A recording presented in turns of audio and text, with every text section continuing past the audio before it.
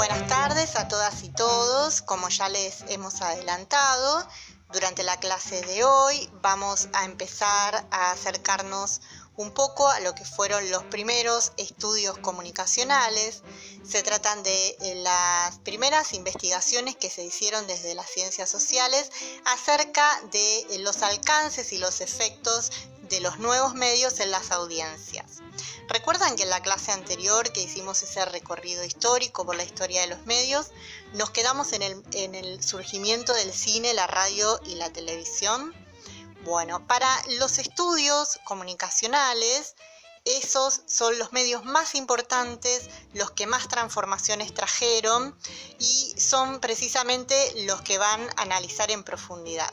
En el día de hoy nosotros vamos a ver las primeras teorías comunicacionales, que son las de la Mass Communication Research. La Mass Communication Research es una corriente que irrumpe en Estados Unidos durante las primeras décadas del siglo XX. No es una sola teoría, sino que es una línea de investigación, la de la Mass Communication Research, que ha desarrollado distintas teorías respecto a los medios, y estas teorías son las que vamos a desarrollar durante la clase de hoy. Como les decíamos, el escenario son los Estados Unidos, las primeras décadas del siglo XX.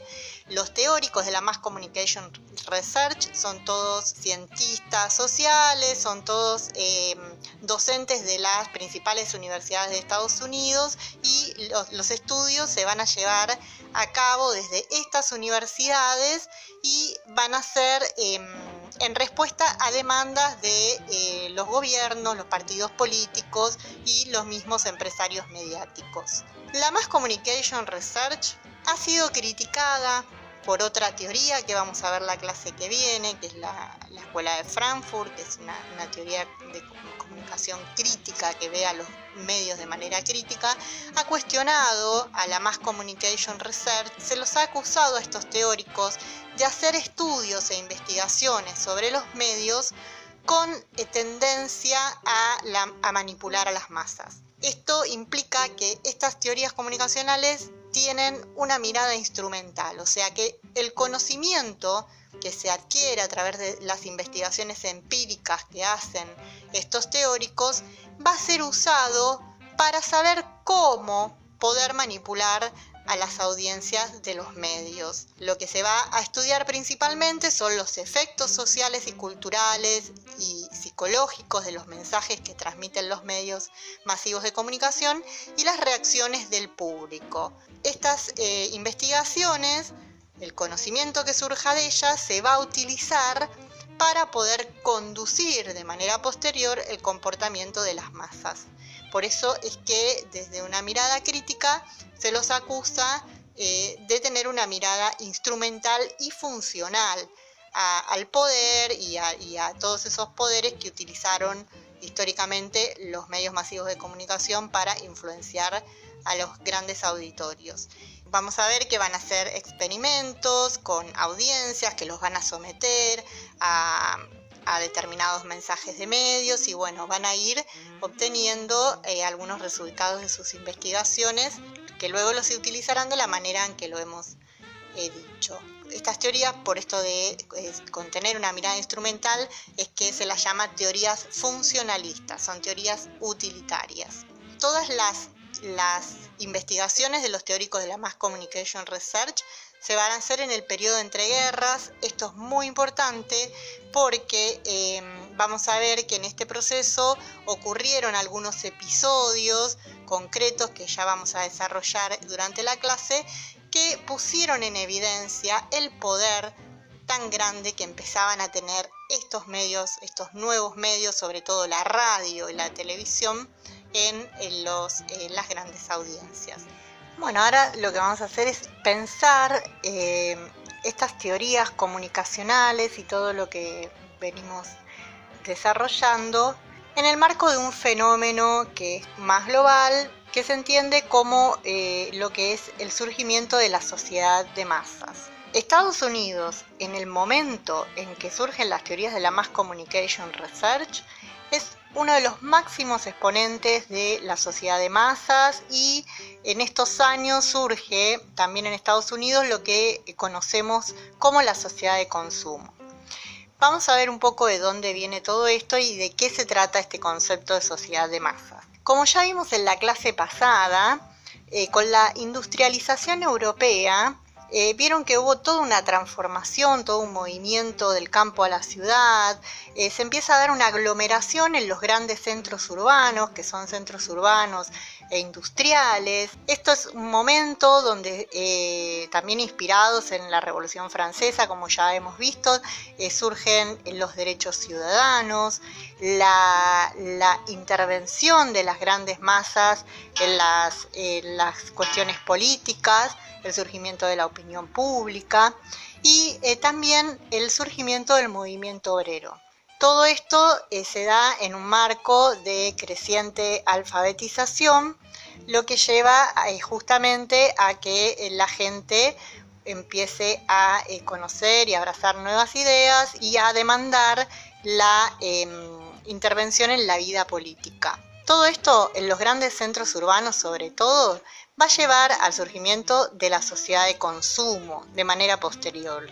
En Estados Unidos, como para poner un poco en marco esto de la sociedad de consumo, en la década del 20 surge lo que se conoce, que habrán visto en otras materias, como el Fordismo. Vieron John Ford, el fabricante de autos, inventa la línea de montaje que permitía ampliar la capacidad de producción. Esto hace que se empiecen a producir una enorme cantidad de productos nuevos a muy bajo costo, lo que hace que la gente tenga posibilidad de empezar a acceder a esos bienes, como podía ser un auto, como podía ser una casa, mismo lo que serían los aparatos emisores de los nuevos medios, las radios, de manera posterior la tele. Todo esto se facilitó por estas nuevas formas de producción que abarataban los costos.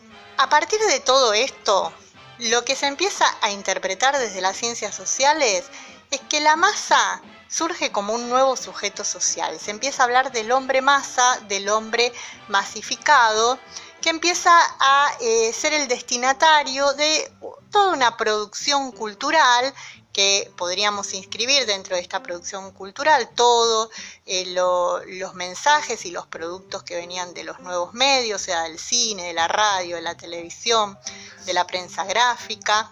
Y toda esta producción cultural para este hombre masificado de esta nueva sociedad de consumo es lo que se denomina cultura de masas. Situemos ahora este proceso que ya dijimos que fue global, el proceso de la conformación de la cultura de masas y de la sociedad de masas en la sociedad de Estados Unidos de las primeras décadas del siglo XX. Esta nueva cultura masificada, propia de una ciudad moderna e industrial, la cultura de masas encontrará su posibilidad de desarrollo y expansión muy fuertemente en Estados Unidos. Esto fue así porque este país era un conglomerado de culturas, como estaba integrado por muchos inmigrantes, o sea, no había una cultura unificada. Entonces este concepto de cultura de masas sirvió como para unificar, homogeneizar un poco, generar una identidad de ese hombre que habitaba esa nación, pero bajo la forma de un hombre masificado, un hombre masa que ante los medios iba a estar en un estado de igualación o de homogeneización y en una situación de indefensión psicológica absoluta. Ya vamos a ver ahora cómo se expresa esto. Veamos ahora cómo funcionó esta cultura de masas en Estados Unidos en los años de las teorías de la Mass Communication Research. En este momento, en las primeras décadas del siglo XX en Estados Unidos y bajo las características que acabamos de mencionar, surge lo que se conoció como The American Way of Life. Esto era un imaginario global. ¿Se acuerdan que hablamos la clase anterior de cómo se conformaban y operaban los imaginarios globales? En este caso se trata de un imaginario global acerca de cómo debería ser la vida en Estados Unidos. Este imaginario global, el American Way of Life, estaba sustentado por algunos pilares, algunos conceptos que vamos a desarrollar ahora. Uno de ellos fue la promesa de bienestar. Es el momento en que empiezan a surgir los estados de bienestar. Habrán visto esto en las distintas materias, los estados que intervienen para redistribuir riquezas. Por otro lado, el desarrollo del sistema democrático. Todo esto en el marco, como ya lo hemos mencionado, de una sociedad de consumo por todos los fenómenos que también hemos expresado en la placa anterior. Todo esto regido por una estricta economía de mercado. Estas características de este escenario particular generó la idea de universalidad cultural basada en el consumo. Este hombre masa del que venimos hablando, este hombre masificado, empieza a ser interpelado desde los medios en tanto que consumidor de productos, de nuevos servicios que se empiezan a ofrecer. En paralelo a todo esto se da una consolidación muy rápida del sistema de medios que en Estados Unidos siempre estuvo en manos privadas. Esto de American Way of Life, para que ustedes tengan una idea, este imaginario de cómo debería ser la vida en Estados Unidos se expresó muy fuertemente desde las producciones de Hollywood. En este momento surgen los grandes estudios de Hollywood, lo que se conoce como el Star System, que son el surgimiento de grandes estrellas cinematográficas. Todos esos relatos, esas películas que empiezan a circular y que empiezan a consumir mucho estos hombres masas, vehiculizaban esta idea de el American Way of Life. Esas películas típicas de la década del 30, donde se veían las familias felices, comprando autos, consumiendo cosas, viviendo las afueras de la ciudad, en esas casitas de colores, todas muy lindas, con jardín y todas iguales. Bueno, esas imágenes ya son casi iconográficas, las hemos visto de manera extensa en muchas películas de Hollywood, y justamente esas producciones reflejan esto del imaginario global del American Way of Life. Bueno, seguimos situándonos en los Estados Unidos de esas primeras décadas del siglo XX. Hasta ahora hablamos de cuestiones que son tal vez transformaciones culturales. Ahora vamos a describir un poco más en profundidad el marco económico y político en que surgen las teorías de la Mass Communication Research. Hablábamos antes del surgimiento de los estados de bienestar, de las políticas estatales intervencionistas. Específicamente en este caso, esto ocurre durante el gobierno de Roosevelt, que fue justamente uno de estos estados interventores. Sería como algo así como un Perón de Estados Unidos. Roosevelt tiene que implementar ciertas medidas políticas en el marco de lo que se conoció como la crisis del 30. Seguro han estudiado este fenómeno en historia. Recuerdan lo de la crisis de la bolsa. Bueno, durante la década del 30 se dio una crisis muy importante que empezó en Estados Unidos, después se extendió al mundo entero, donde la gente realmente la estaba pasando muy mal, estaban pasando mucho hambre, había desempleo. Entonces el gobierno de Roosevelt tiene que intervenir con medidas concretas para paliar los efectos de la crisis. Esto ya se da en un momento en que la opinión pública ya estaba conformada como tal, y los estudios de la Mass Communication Research van a aportar a este gobierno con fines de utilizar esas investigaciones que se hacían para potenciar la propaganda política que ayudara a persuadir a la gente de que esas medidas intervencionistas que se iban a tomar eran adecuadas. Lo importante acá era lograr un manejo de la opinión pública a favor del gobierno de Roosevelt. Esto lo que generó todos los aportes que se hicieron de la Mass Communication Research al gobierno para generar campañas políticas eficientes, llevó a lo que se conoce como un proceso de transformación del estilo político, donde justamente los políticos empiezan a usar los medios para hacer campañas, para divulgar ideas y medidas, lo que lleva a pensar en la idea de el surgimiento del marketing político. Como decíamos anteriormente, todas estas situaciones concretas que requerían medidas políticas específicas, el tema de la crisis y en paralelo el crecimiento y fortalecimiento de un sistema de medios muy poderoso, lleva a que, como ya dijimos, los grupos políticos, económicos y militares empiecen a mirar muy de cerca lo que estaba pasando con los medios, empiezan a tener interés por la enorme masividad que adquirían estos medios, que empezaban a ser consumidos por mucha gente y comienzan a advertir acerca de los efectos que los mensajes de estos medios producen en las grandes audiencias.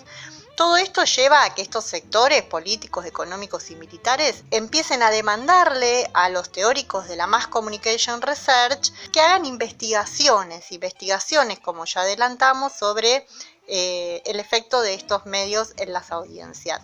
Esto dispara por parte de los teóricos de la Mass Communication un trabajo empírico muy importante. Empiezan a hacer experimentos, como decíamos, con las audiencias, que consisten en recolección de datos, encuestas, sondeos de opinión, estudios de paneo. Todas estas cosas estamos muy acostumbrados, son cuestiones que vemos que hoy en día se practican constantemente.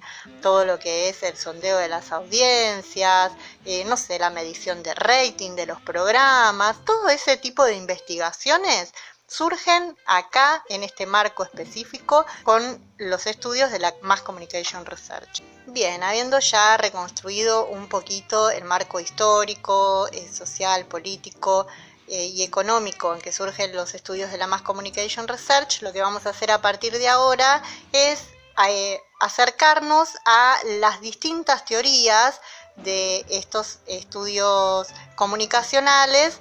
Vamos a definir de qué se trata cada una de ellas, conocer un poco a cada uno de los teóricos que esbozaron cada una de estas teorías y el año en que vieron la luz. Las teorías de la Mass Communication Research son tres. La primera es la teoría de la aguja hipodérmica o bala mágica. La segunda es la teoría de los efectos mínimos y la tercera es una teoría un poco más actual denominada de agenda setting. A continuación vamos a desarrollar cada una de ellas.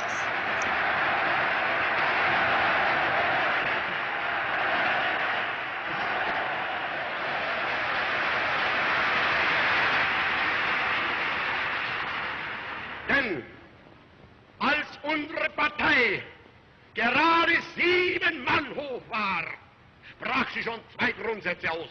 Erstens, sie wollte eine wahrhaftige Weltanschauungspartei sein. Und zweitens, sie wollte daher kompromisslos die einzige Macht und alleinige Macht in Deutschland.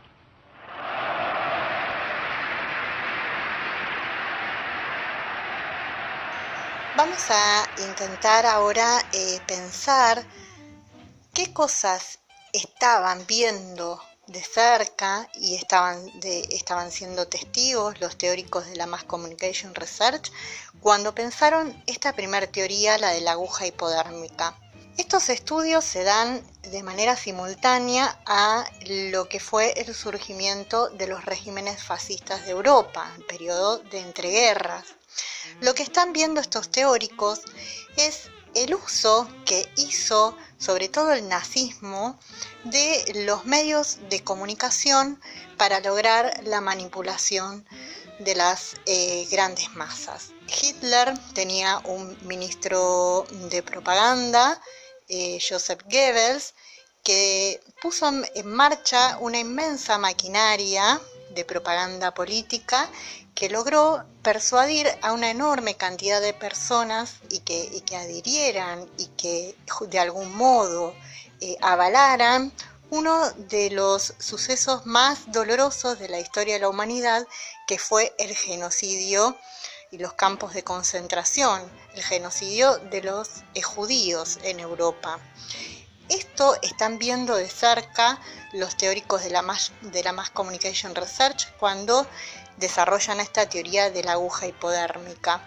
Lo hacen pensando en el uso que hicieron desde este aparato de propaganda nazi de los nuevos medios. O sea, usaban cartelerías, los medios gráficos, pero el medio que más se usó para llegar a la población era la radio, como ya lo explicamos en la clase anterior, al punto de que llegaron a fabricar, el mismo Estado fabricaba radios de muy bajo costo para que todas las familias alemanas tuvieran una en su casa y pudieran escuchar los discursos del Führer.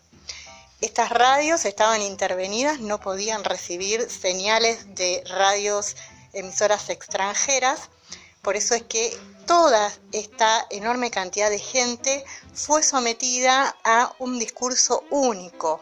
Y veamos ahora, según los teóricos de la Mass Communication Research, lo que generó este uso de los medios en las audiencias. Pensando concretamente en la teoría de la aguja hipodérmica o bala mágica, como decíamos, estos teóricos de la Mass Communication Research durante la década del 30 están viendo todos estos episodios de esta Europa convulsionada, con los fascismos, con todos los procesos de guerra, de la Primera y Segunda Guerra Mundial. También, aparte de Hitler, estuvo el régimen fascista en Italia de Mussolini. Todos ellos se caracterizaron por hacer un uso de los medios con fines propagandísticos para lograr la manipulación de las grandes masas, y justamente es esto lo que están viendo los teóricos de la Mass Communication Research. Están viendo cómo se utilizaron los medios en estas situaciones específicas, los efectos que han generado, y justamente esta teoría de la aguja hipodérmica o bala mágica funciona como una metáfora de cómo funcionan los medios, estos nuevos medios en las audiencias cuando se los utiliza con fines políticos. Lo que van a decir es que esos mensajes que vienen de los medios penetran en las conciencias y en los receptores como si fuera una inyección que cuando se meten debajo de la piel, por eso lo de hipodérmica, estos receptores poco pueden hacer con todo eso, o sea, se vuelven susceptibles de manipulación, y que cuanta más altas sean las dosis de esas inyecciones de contenidos y discursos que le vienen de los medios, más sometimiento y mayor manipulación se va a lograr. Desde esta teoría de la aguja hipodérmica se considera que los efectos de manipulación de los medios usados como aparatos, desde los aparatos de propaganda, son totales. Esto construye la idea de un receptor que es absolutamente pasivo, que ante todo eso que le viene de los medios poco puede hacer. Es un receptor que no reacciona y que asimila y no cuestiona todo eso que le viene dado desde esos medios. Esto se basa en la teoría conductista, ya lo habrán visto en alguna materia como psicología. Esta teoría lo que hace es pensar que ante un mismo estímulo siempre va a ocurrir una única y unívoca respuesta. Hay otro episodio que inspiró la teoría de la aguja hipodérmica. Se trata de algo que pasó en los Estados Unidos, unos años después de todo lo que hablamos de los fascismos europeos. Se trata de lo que se conoce como la Guerra de los Mundos. Ustedes conocerán este título por las películas que se han hecho de Hollywood. Bueno, pero antes de ser película fue un libro escrito por un británico que un señor llamado Orson Welles, que también lo deben conocer porque es un director de cine muy famoso, Cuando era muy joven, durante el año 38, que era actor y trabajaba en radio, se le ocurrió agarrar ese libro y hacer una radionovela. Una radionovela con efectos de sonido, reproduciendo la voz de un presentador de noticias muy famoso de Estados Unidos, y generó la sensación a través de la radio de que había una invasión marciana, que los Estados Unidos estaba siendo invadida por los extraterrestres. Resulta que como él solo anunció que era una radionovela al comienzo de la transmisión, mucha gente que se sumó de manera posterior cuando el programa ya estaba empezado, empezó a escuchar ruidos, gritos, gente diciendo que venían los marcianos. Resulta que derivó todo en un estado de locura y de pánico colectivo, donde mucha gente pensó que realmente había una invasión extraterrestre en los Estados Unidos y empezaron a salir de sus casas. Bueno, se generó un estado de caos colectivo importante. Incluso dicen que hasta hubo una ola de suicidios. Este episodio, hoy hablamos de esto y nos puede hasta generar risa, marcó un antes y un después en la historia de los medios, porque al igual que el uso que se hizo de los medios por el aparato de propaganda nazi, dio cuenta del poder que estaban teniendo estos medios sobre las audiencias y de todo lo que podían generar en la gente. Figúrense que a alguien que se le ocurre declarar que vienen los marcianos a invadir los Estados Unidos, generó un estado de conmoción interna importantísimo. Este es otro de los episodios del año 1938 que inspiró a los teóricos de la Mass Communication Research para elaborar esta teoría de la aguja hipodérmica. El teórico más importante de este primer momento de la Mass Communication Research es John Laswell, es quien pensó, ideó esta teoría de la aguja hipodérmica. Laswell va a pensar esto que estamos viendo acá, que es un esquemita que propone los distintos campos de estudio que hay en medios. A la frase ¿quién dice qué, a quién, en qué canal y con qué efecto? Él la va parcelando y a cada pregunta corresponden distintos tipos de análisis. El quién dice estaría estudiando al comunicador o al emisor de los mensajes. Se tratan de análisis de control. La pregunta dice qué serían todos los estudios e investigaciones que se hacen sobre los mensajes transmitidos y se denominan análisis de contenido. El ¿a quién dice? Serían los estudios que contemplan al receptor y se denominan estas investigaciones como análisis de audiencias. La pregunta ¿en qué canal? Son todos los estudios que se hacen del medio, por ende se llaman análisis de medios, y ¿con qué efecto? Es el que, como su palabra lo indica, estaría estudiando los efectos de los medios en las audiencias. Estos se denominan análisis de efectos. Bien, vamos a pasar ahora a la segunda teoría de la Mass Communication Research, que es la de los efectos mínimos.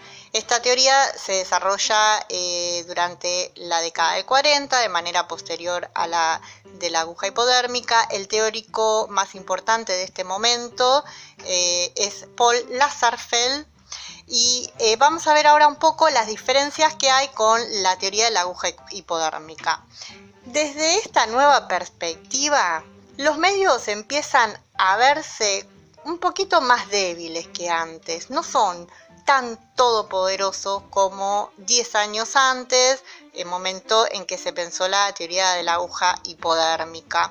Todo esto piensen que tiene que ver con que las audiencias de los medios en la década del 20 y del 30 eran un tanto inocentes. O sea, todo lo que venía de los medios era algo novedoso y generaba efectos que a lo mejor no son los mismos que una década después. Acá las audiencias están un poco más entrenadas en el consumo de medios, ¿verdad? Entonces, no se comían todos los buzones, por ponerlos en términos groseros, tan fácilmente. Desde esta teoría de los efectos mínimos, los efectos de manipulación, como bien indica su título, son mínimos, no son absolutos, como en la teoría de la aguja hipodérmica. Y el receptor, desde esta teoría, es concebido ya no como pasivo, como en la teoría anterior, sino como un receptor selectivo. Selectivo en el sentido de que no va a consumir absolutamente todo de manera pasiva, sino que va a ir seleccionando según sus intereses distinta información, distintos contenidos. En este momento se pasa de la pregunta que regía la teoría de la aguja hipodérmica, que era ¿qué hacen los medios con la gente? En este momento la pregunta más importante es ¿qué hace la gente con los medios? Las audiencias empiezan a ser un poquito más complejas que antes. A su vez, desde la teoría de los efectos mínimos, se considera que entre los medios, el discurso de los medios y los receptores y las audiencias operan mediaciones. Y estas mediaciones podrían llamarse más que mediaciones, mediadores, son los líderes de opinión. Los líderes de opinión son personas que están bien informadas, que suelen ser muy carismáticas y que estarían operando como mediadores entre lo que nos viene de los medios y nosotros los receptores. Estos líderes de opinión están por todos lados, pueden ser políticos, pueden ser personas de distintas denominaciones religiosas, pueden ser hoy en la era de las redes sociales los influencers, o sea, hay muchas figuras que pueden entrar en esta categoría de líderes de opinión. Y toda esta teoría un poco más flexible, que es la de los efectos mínimos y esta idea de las mediaciones a partir de la inclusión de este concepto de líderes de opinión, lo que hace es que se empiece a pensar de que hay una capacidad consciente de la audiencia para elegir frente a las imposiciones mediáticas, lo que limita considerablemente las posibilidades de manipulación concebida a los medios de comunicación. Bueno, y vamos a desarrollar ahora rápidamente la última teoría de la Mass Communication Research, que es la más actual. Se trata de la teoría de la agenda setting. Estos estudios, que con esta denominación, surgen ya en la década del 70 de la mano de los teóricos Maxwell Malthouse y Donald Shaw. La teoría de la agenda setting lo que va a decir es que desde los medios siempre se imponen determinados temas y que otros, una enorme cantidad de temas, pasan a un segundo plano. Esto se denomina construcción de agenda. Los medios siempre van a ver cuáles son las noticias locales e internacionales y van a hacer una selección de cuál va a ser la información que va a circular y cuál no. Esto, por supuesto, se va a hacer desde determinados intereses políticos y económicos también. Políticos tienen que ver con la línea editorial que tenga cada medio en función del poder político, valga la redundancia, y económicos en el sentido de que se van a privilegiar las noticias y la información que generen mayor impacto en la audiencia, o sea, que sean consumidas con mayor facilidad por esas audiencias. No olvidemos que los productos culturales y mediáticos son productos, en fin, se comercializan como cualquier otro producto en el mercado, así que esa selección también depende de qué información va a ser más vendible en relación a otras. Se piensa que desde la teoría de la agenda setting, que los medios son creadores de realidad, porque al privilegiar determinada información por sobre otra, al ocultar o silenciar determinados acontecimientos, se produce esta sensación de que lo que no está en los medios, eso que queda fuera de campo y no se muestra, no existe. De acá viene esto de los medios como creadores de realidad. Comparando con el resto de las teorías, con la aguja hipodérmica y los efectos mínimos, la teoría de la construcción de agenda no vuelve a lo que fue la teoría de la manipulación total de la aguja hipodérmica, pero sí considera, en oposición a la teoría de los efectos mínimos, que consideraban a los medios como más débiles, considera que los efectos de manipulación en este momento son fuertes. El receptor ya deja de ser el receptor selectivo y como más adiestrado, vuelve a ser un receptor pasivo, en el sentido de que como no puede acceder a toda esa información que los medios ocultan, hay una parte de la realidad que siempre se les escapa. Desde ese lugar es que el receptor se vuelve nuevamente pasivo. Pensemos que bueno, esta es una de las teorías de la Mass Communication Research que más presencia tiene hoy, de la que se habla todo el tiempo. Esto es algo que sucede constantemente desde los medios. Vemos como muchas veces hay información que se repite hasta el hartazgo y hay un montón de otras situaciones de información relevante que no existe, que no están los medios, que solo la recogen los medios alternativos o que circula en las redes sociales. Así que bueno, pensemos que esta es una de las teorías de la Mass Communication Research con mayor vigencia. Bueno, esperamos que les haya servido la clase de hoy, que hayan podido conocer cosas nuevas, que les resulten de utilidad para relacionarse con los medios y bueno, entiendan que todas estas cosas que vimos, por más que surgieron hace muchos años, muchas de estas interpretaciones sobre los medios todavía nos sirven para dar cuenta acerca de cómo se dan las relaciones entre los medios y las audiencias.